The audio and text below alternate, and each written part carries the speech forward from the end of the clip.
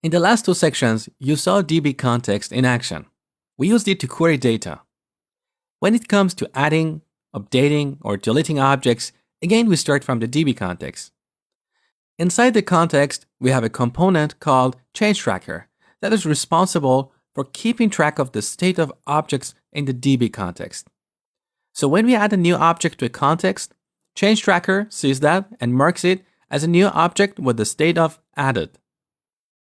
When we modify one of the existing objects in the context, again, changeTracker observes that and changes the state of that object to modified. Finally, when we remove an existing object, changeTracker sets its state to deleted.